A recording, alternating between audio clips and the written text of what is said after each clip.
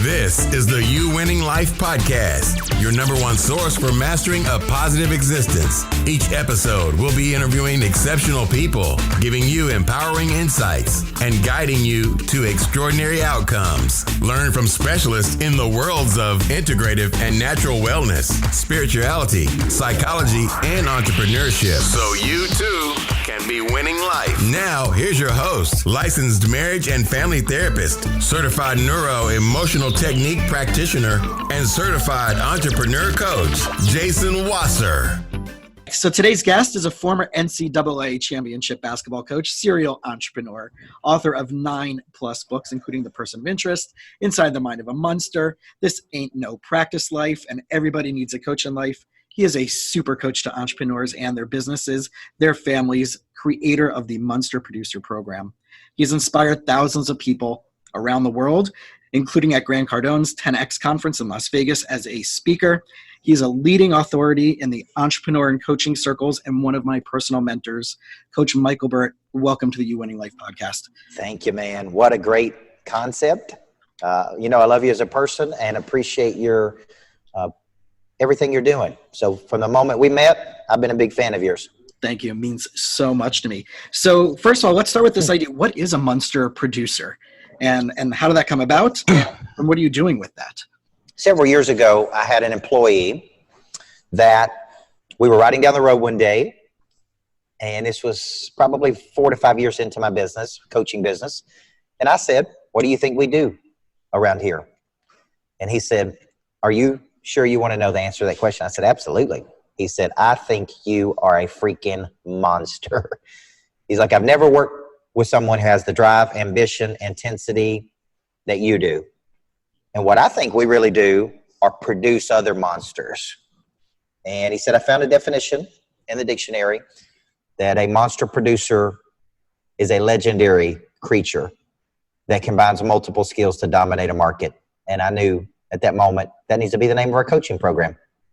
That's amazing. And now I know one of the things that you're tacking into is working with children. And that's one of the newest projects. Yeah, Monster Kids. Here, because I was a high school basketball coach for a decade, and we taught the 7 habits of highly effective people and the principles of good to great, 5 dysfunctions of teams. What we really were doing was engineering those kids to thrive in a modern and competitive world. So I've gone back to my early days. I've created content, online programming, live events, camps that we're rolling out for children so I could teach kids the same things I'm teaching the adults, but also what I taught those kids for a decade as a championship basketball coach.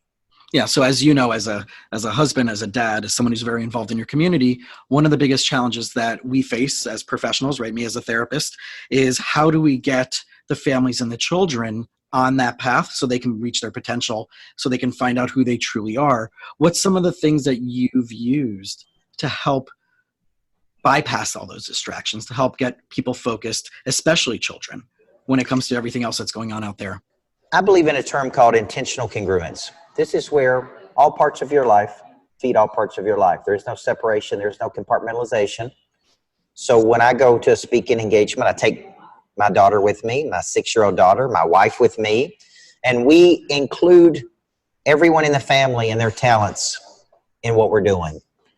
To me, that's a big piece of the equation. There's not this compartmentalization where the wife is doing something over here and the husband's doing something over here. Then they come together for a period of time. To me, I believe in inclusion. It's to include everybody's talents in the family, in the business, and in everything we're doing. And let's live an integrated life. Let me speak at Caesar's Palace last week, and then let's go to the swimming pool, and then let's go to California, and let's include. To me, that's worked very well for how our family operates. So when I see families that are going through something like that, right, where their mindset is not intentionally aligned, where their core values may not be intentionally aligned, what are some of the things that we can do to help suggest that they can move forward in that place? When you think about core values, I talk about core values differently than some people do. I believe a core value is something you believe at your core. Like I believe in coming in early and staying late. I believe in over-delivering. I believe that We dress up, we show up, we grow up, and we deliver. We don't whine, we don't complain, we don't make excuses. I'm trying to teach these core values to my 6-year-old daughter. How does she pick up after herself when she doesn't feel like it? How does she make her bed every morning? How does she show up on time? How does she be respectful? How does she fight through her emotions sometimes versus become incredibly emotional? So when I talk about core values, it's what do we believe at our core? What do we believe about education? What do we believe about faith and spirituality? What do we believe about improvement? And then how do we instill those core values in our kids? Amazing. And if you see them kind of struggling with that journey, right? Like you just said about the idea of if she's getting over emotional versus actually handling it like a kid should, how do you navigate that? How do you determine when that right time is to like just push them a little bit more versus kind of hanging back and let them experience what they need to experience? I think that's a fine line. Our daughter is an only child, so she gets incredibly emotional when she doesn't get what she wants. She's used to getting what she wants. She is a lot of my personality, very dominant, very hard driving, very pushing, which is hard for my wife, who is very compliant, very steady, very follow the rules. So we have to work through when we need to let her experience that and just calm down, and when there needs to be a consequence for her behavior, which is something we're learning every day. Yeah, it's definitely a journey and process, right? Yes. Yeah. So let's go back just a few years to coaching as a basketball coach, right? You started off really, really local. I remember one of the things that I read about you and heard from you is that you started off in one of, I believe it was the high school nearby or middle school. I started off at an elementary school. Coaching 5th to 8th grade boys for 2 years. I was fortunate to become recruited by a major high school in Tennessee to be an assistant coach at 19 years old. And I was lucky enough to become the head coach at 22 years old. So most of my coaching was local, but the high school was one of the top high schools in the country and was certainly one of the top schools in Tennessee. So that's kind of where my coaching career began. And then as you evolved to taking that next step to go to a college level, an NCAA competitive level, what was that step like to go from this one of the top schools in the state to going to a major NCAA program and working at that? I think when you're looking at your life, there's natural progressions. If you're performing at a local level and you've shown a demonstrated capacity to perform, you get new opportunity. And that opportunity is an advancement. Now, in the world, we have levels and designations and things like that. But in my world now, as an entrepreneur, the world determines my value. No matter how many certifications or things we get, it's the marketplace truly determines your value, which is something we should be teaching people. So how do we tap more into that, right? I know that there's people out there that think either getting another academic degree is going to be that right path that'll finally get them that recognition, whether it's from their family or from themselves or from the world. But how would you say that we can find those inner strengths, right? You knew that this platform was something that you wanted to commit to for the rest of your life, right? And one of the things that I know you talk about is having that revelation. Yes. So what was that revelation like? How can our listeners know what actually is a revelation versus just distraction so they can really find, like as our buddy Matt Manero talks about, being in the right vertical for them to bring massive success in their life? Yeah, that's a great question. When you think about revelation, the word revelation means sudden, dramatic knowledge or understanding. It is some big aha. That's revelation. I had revelation at 6 years old when my Little League baseball coach said, son, when you grow up, you're going to be a great coach. My high school coach called me professor.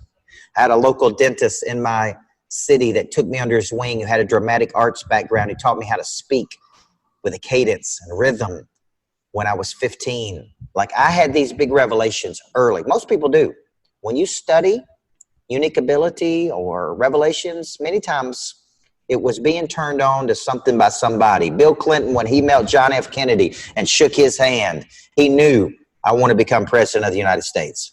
That is revelation. And most people, if you pay attention, I take notes on revelation now. Like, you may say something during this interview, and on my iPad, boom, boom, boom. That's a note. And I'm like, oh, that's a big revelation right there. Because of that revelation, you should have courage, conviction, confidence. Because of that, you should take action. And you mentioned Matt Monero, our good friend. He talks about the platform. Once you find the platform, in my opinion, it is a long obedience in the same direction. Stay focused, honing, refining, nurturing. That's how you master something. So given today's society where people really give up too easy, they're looking to make that quick buck, right? Flip that thing on eBay. And what you're saying is so powerful and so profound, because I'm finding over and over again, especially with clients, where they're trying multiple resources and then giving up before they get to the finish line. How can we retrain ourselves? How can we reorient ourselves outside of this instant gratification mindset and do that long road with the same rhythm, the same beating over the drum? There is no wealth without work. There is no pleasure without conscience. When you start thinking about the best people in the world, they have mastered something, typically with 10,000 hours of practice, with correction, with a coach, deliberate practice. Those are the people who earn the most income. Those are the people who produce at the highest levels, not cotton candy, quick fix, people that start and quit. It's long obedience in the same direction. Those are the people that produce. And there is no shortcut to mastery. The only thing that can shortcut mastery is who is coaching you. Can speed it up just a little bit, but there is no substitute for the doing it to become great at it. Yeah, so let's talk a little bit about coaching, because right now this is, right, as a therapist and coaching are very interchangeable, but people seem to have a breakdown between saying, I need someone outside of myself to help me get to where I want to go. Why would I need that? What's the benefits to it? Financial investments, time investments. Where do you come in? Where does your program come in? Where do we come in, right? Where we can shape and change and help them refocus all of those things that they want to tackle. But what are some of the first steps that you would walk them through in order to know that this investment is one of the most worthwhile investments that they can take? I was doing a podcast earlier with Mikey Taylor, who is a famous skateboarder, and he has almost 600,000 Instagram followers. And I asked him what his personal thoughts were about coaching, and he said something that no one has ever said to me. 42 years of living this way. He said, a good coach takes you to a place that you don't even know that you need to go to. I thought that was good. For you, a good therapist, see, here's the deal. I can't see the picture when I'm inside the frame. Right. Left to my own devices, I contract and retreat to a place of comfort. I repeat the same cycles I had last week until somebody raises my awareness and breaks that cycle for me so that I can get some new result. Or in Mikey's words, go to a place I didn't even know I needed to go to. That's would be my argument for why a person needs a coach in their life. What I try to do is provide structures and momentum and confidence and energy for a person to go produce at a higher level. And many times they do if they do what we're teaching them to do. So would you say that the fear factor that most people have is because they don't have these systems in place? I think the fear factor that most people have is natural. It's just how people use fear is different. Big time performers use fear as fuel. They're still scared. Small time performers use fear to paralyze them. So we all experience fear. It's how we use it to manifest something bigger. So it sounds very similar to one of the people that you've been collaborating with, Tim Grover's theories, right? Mm-hmm. The cleaner and the closer. So one of the big things that I know that you are a massive fan on is collaborating with other like-minded individuals. Yes. So how did you start getting past yourself, right? You have this amazing thing. You have the Monster Producer Program. You have the Greatness Factory. But when did you know it was time to start collaborating with other like-minded individuals? And how has that process led you to greater goals and greater successes? To me, we live in a world through strategic partnership, we can reach so many more people. When Tim Grover and I come together, we're stronger than we are individually. When Tim Story and I come together, we're stronger than we are individually. When Matt Monero and I come together, we're stronger. Plus, in today's digital world, It exposes you to hundreds of thousands of new people. So Grover's people don't know me, and my people didn't know Grover, vice versa. I was just out on the West Coast doing promotional events with Andy Dan Carter, who had one of the top 5 podcasts in the world, and Albert Preciado and Tim Story, and was able to meet Sharon Lecter. She and I are going to do something together. She basically wrote Rich Dad Poor Dad. But here's the deal. There's so many people that we could be optimizing, and relationships we could be tapping into, and new connections, all the money, all the opportunity, all the everything you're looking for. It's all out there. It's just a matter of you connecting the dots and removing that fear, consideration, hesitation to ask. How can we partner with each other? What can we do together? How can we serve you? Like you need to remove the considerations you got, which are internal hesitations that prohibit you from taking an action. So what about for some of those people that we can define as more of an introvert versus an extrovert, right? So I naturally, until I was in high school and I actually had a platform where I was on a board for my synagogue's youth group, that gave me a different identity than just being Jason, right? And then I became, right, Jason the therapist and Jason the practitioner, whatever it may be. And I can use my identity to leverage some of my fear and some of my insecurities. What about the people that are just naturally introverts who are not, who keep stuck in that, and they want to partner, they want to network, they want to leverage, they want to create something bigger, but just have that stuckness? When you're low on confidence, you need to borrow some from somebody that's got some. Here's what I would tell you. In certain situations, I'm introverted. In certain situations, I'm extroverted. Intro, push in, extro, push out.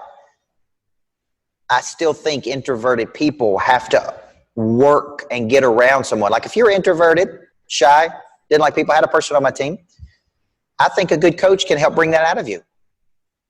I think I saw you in Miami at the 10X event. You were down there, right? In the box with us? Mm-hmm. We took a person on my team that was scared to death to talk to people, never been to a personal growth conference. She watched the conference. She met new people. She came home a new woman. She was introverted. All of a sudden, get her out at somewhere in Miami. She's extroverted. What's the name of that place we went to in Miami? The Clevelander. Uh-huh. There's nothing in the world that a night at the Clevelander can't solve for you.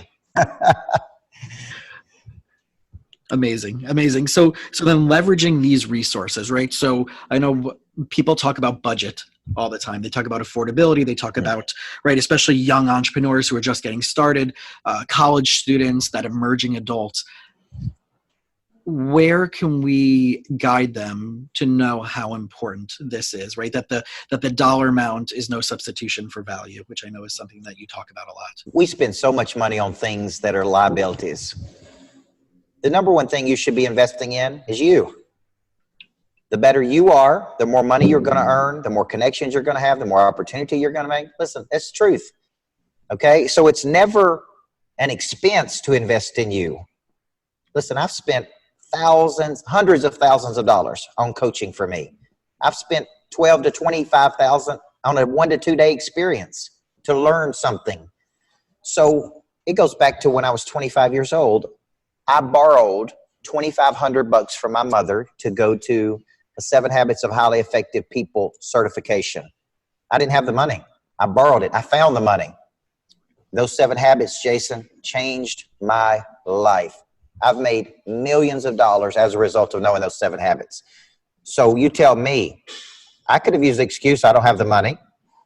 But what I had was ambition and drive and curiosity. If you got those things, you can find the money. Yes. Tim Story says it this way. Sometimes you have to live out of your sacrifice before you live out of your surplus. Love it. And some of those things that you've invested have now come back and bear fruits, and they're sitting in front of you on the desk. Yeah, the books I've written, the people I've been able to coach, the products we've created, all as a result of being turned on to personal development. All because of a belief that a good coach can change your life. All because of pursuing my own potential. That's my testimony to other people. So where would they start if they wanted to connect with you, if they wanted to start learning and mastering some of these things? What's the first thing that someone can do? You know, a lot of people go to my YouTube channel. I put out hundreds of hours of content. That gives them the ability to watch me, see if they resonate with my coaching style, see if they have an affinity with me. They can go to coachburt.com. They can follow me on Instagram at Micheal Burt. I do spell it EAL, Micheal. Or they could go to my website and follow me there, pick up any of the books. Come see me speak live. I'm a live person. I do enjoy the live experience, but I have online academies, products is from everything from free to hundreds of thousands of dollars. So we want to help people produce at a higher level. Well, I know that's one of the most beautiful things about your specific program and the community you've built is that it's really about the relationships. And I know that in this entrepreneurial world, a lot of people are just trying to sell you a product so they can make the money and then they move on to the next thing. Yeah. One of the things that has attracted me to your community and to the people in that community is that there has been a long-standing relationship even before I even bought in. Too, right? We met briefly at 10X, and then I know we were interacting via social media, and it wasn't until last year that we actually really, this past year that we started to connect on a deeper level. The idea of relationships when it comes to entrepreneur dynamics, right? This is a big thing. Everybody and their mother is now an entrepreneur. Everybody is selling something. But can you talk a little bit more about this, like just the idea that you have and that you're creating of a community? Well, to me, I really have a desire to help a person like you get to another level. It's not transactional with me.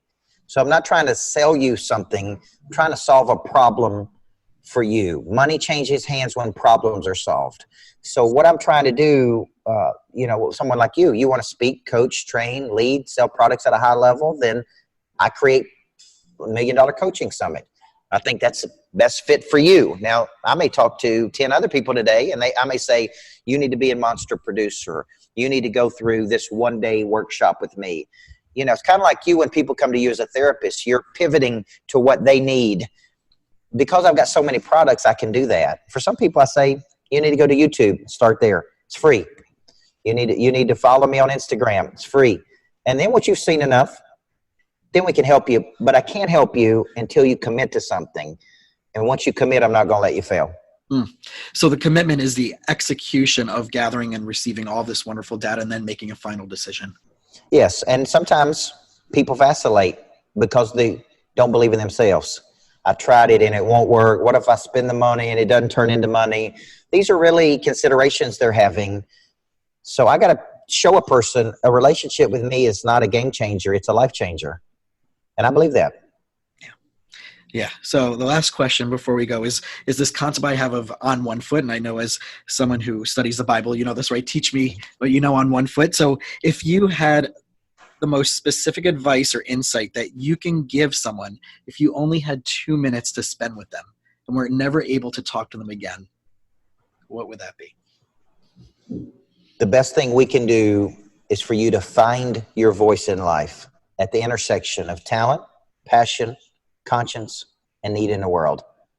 Once we help you find that, you're going to have confidence, energy, vitality, enthusiasm, vim and vigor the Bible talks about. You're going to have these things. Most people have not found their voice. So they're lost, confused, and they live in a state of randomness and motion with no purpose.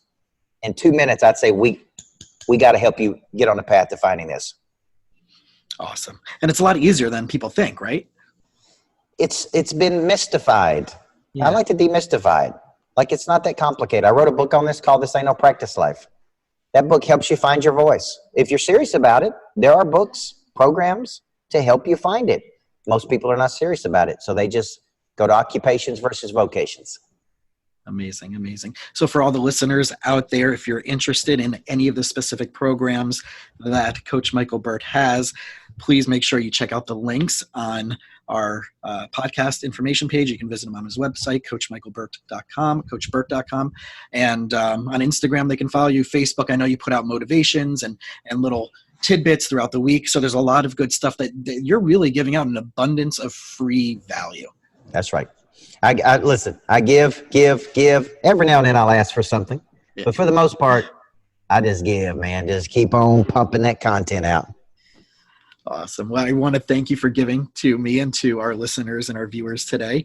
And I'm very much looking forward. I'm actually going to see you this week at our buddy Evan Stewart's event. And Evan was also on about 2 weeks ago. He was one of the first people I got. So looking forward to that dropping live.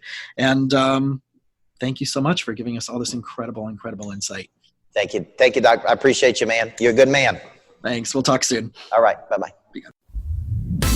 Thanks for listening to the You Winning Life podcast. If you are ready to minimize your personal and professional struggles and maximize your potential, we would love it if you subscribe so you don't miss an episode. You can follow us on Instagram and Facebook at You Winning Life.